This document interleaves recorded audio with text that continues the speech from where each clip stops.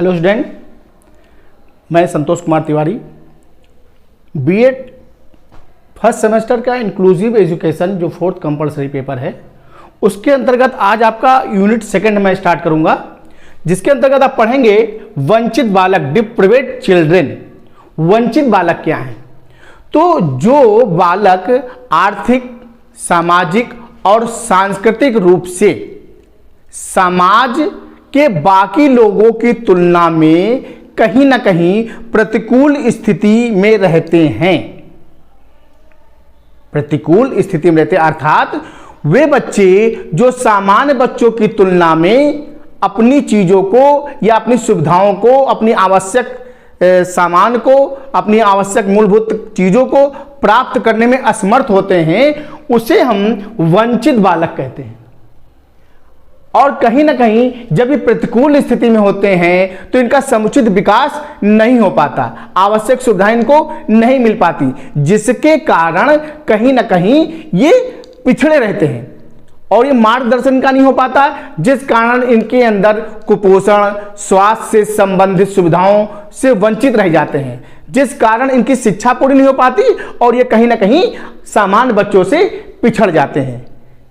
उन्हें हम वंचित बालक की श्रेणी में लाते हैं, जिसमें आपने देखा होगा एससी और एसटी या और भी जो अलग अलग क्षेत्रों, भौगोलिक क्षेत्रों के कारण पिछड़े हो जाते हैं, उनको हम वंचित बालक की श्रेणी में लाते हैं।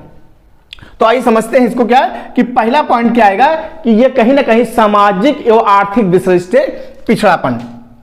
सामाजिक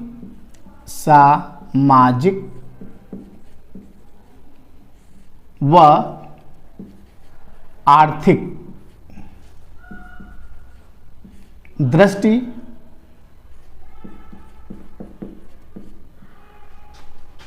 से पिछड़ापन। ठीक है, दूसरा पॉइंट आएंगे बुनियादी सुविधाएं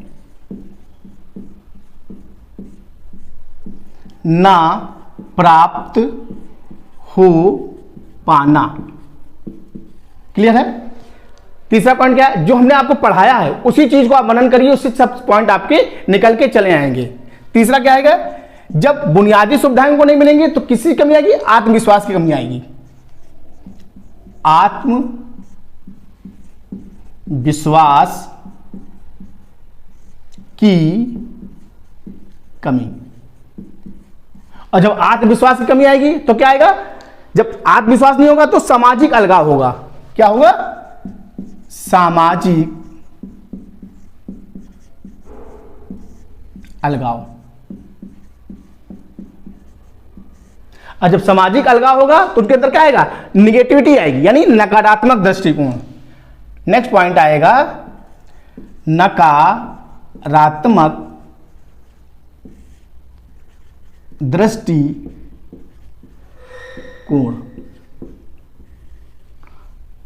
और जब नकारात्मक दृष्टिकोण आएगा तो क्या होगा? कहीं ना कहीं वो शिक्षा के प्रति क्या होंगे? उदासीन होंगे। शिक्षा के प्रति उदासीनता।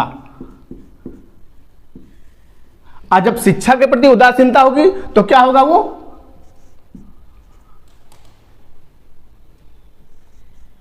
भग्नाशा,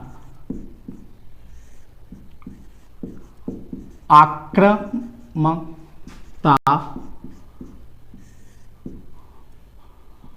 और झगड़ालू। यानी ये सारे पॉइंट जो हैं आप एक चीज से जुड़े हुए हैं। फिर हम उसी परिभाषा में आते हैं।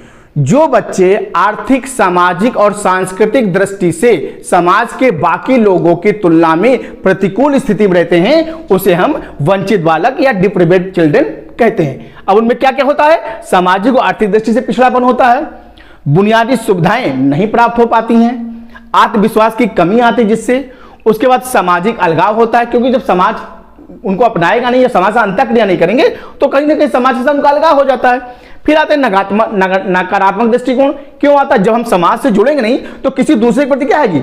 निगेटिव सोचेंगे, गलत बातें सोचेंगे।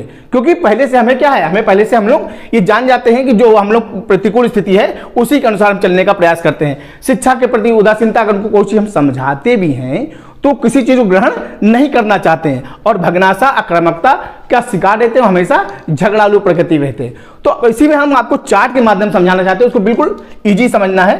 तो पहला पॉइंट आएगा आपका सामाजिक वंचन, यानी सामाजिक वंचन, जो सामाजिक दृष्टि से वंचित होते हैं। अब जो सामाजिक दृष्टि से वंचित होगा उसमें क्या आएगा? क्योंकि उसमें कौन सा चीज आएगी?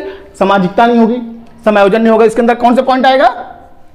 ए आएगा, समायोजित ना हो पाना। ठीक है। बी पॉइंट क्या है? जब समायोजित नहीं हो पाएंगे तो क्या आएगा उनके अंदर? पिछड़ापन आएगा, पिछड़ापन। और जब पिछड़ापन आएगा तो उसमें क्या होगा? आक्रामकता आएगी। क्या आएगा? सी, आक्रामकता। अब जब किसी व्यक्ति के अंदर आक्रामकता आ गई, झगड़ालू आ गया, तो जो सामाजिक वंचन है ये कहां चला गया? ये आपका प्राप्त करेगा अपराधी प्रवृत्ति।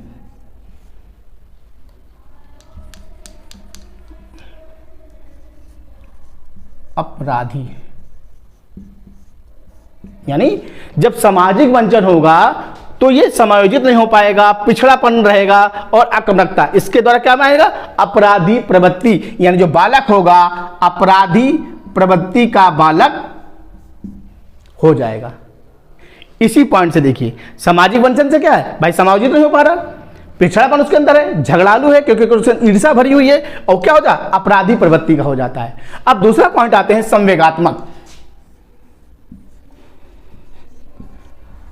संवेगात्मक वंचन। अब संवेगात्मक वंचन क्या है? जब उसके अंदर फीलिंग नहीं आएगी भाई, असमायोजित है, पहले समायोजित नहीं हो पा रहा और बच्चा क्या है? संवेगात्मक क्या है? इसका पॉइंट क्या आएगा? पहला पॉइंट आएगा इसका असमायोजित, क्योंकि अपने आप को समायोजित नहीं कर पा रहा है, जिस कारण उसके अंदर क्या होती है? ईर्ष्या का उत्पन्न होना। ठीक है। अब जब बच्चा असमायोजित है, ईर्ष्या उसके अंदर है, तो क्या होगा? उसके अंदर विकास रुक जाएगा। तीसरा पॉइंट क्या आएगा? विकास अवरुद्ध। विकास अवरुद्ध हो जाएगा, और जब विकास अवरुद्ध हो जाएगा तो कहीं ना कहीं उसके अंदर आत्मविश्वास की कमी होगी, और वो क्या होगा? प्रतिकूल प्रभाव। इसका प्रभाव क्या पड़ेगा? प्रतिकूल प्रभाव। और जब किसी बच्चे के अंदर देखिए संवेग, इमोशन, जब किसी बच्चे का इमोशन नहीं हो पाएगा, असमायोजित, तो क्या होगा? ईर्ष्या उत्पन्न होगी, विकास अवरुद्ध होगा और प्रतिकूल होगी। तो इससे किसी का जन्म होगा? इससे एक नई चीज का जन्म होगा जिसको हम कहते हैं, क्या होगा बताइए? वो क्या करेगा? मादक द्रव्यों का